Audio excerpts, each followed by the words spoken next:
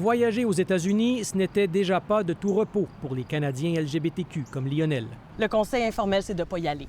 C'est dangereux, c'est pas accueillant, c'est un climat politique très violent pour les personnes trans ou même les personnes LGBTQ+. La suggestion circulait déjà dans la communauté. Elle devient maintenant un avis officiel du gouvernement du Canada. Sur son site Internet, Affaires mondiales avertit dorénavant les Canadiens LGBTQ de jouer de prudence s'ils voyagent aux États-Unis en raison du contexte politique dans certains États.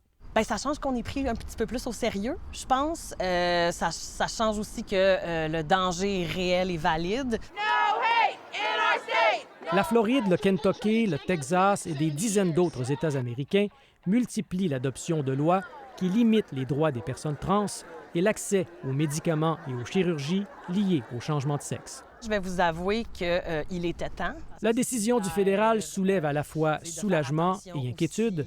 Lionel rappelle que la mouvance conservatrice canadienne copie déjà ses cousins américains.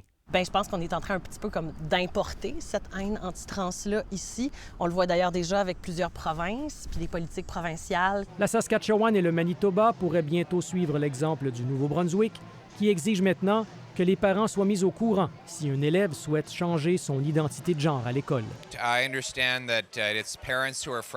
Un principe d'autorité parentale que défend le chef du Parti conservateur du Canada.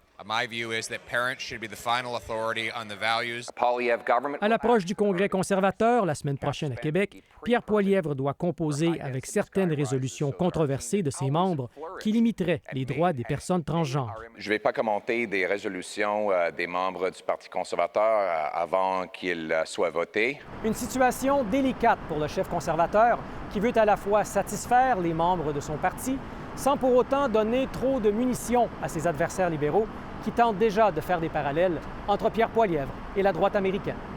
Ici Christian Noël, Radio-Canada, Ottawa.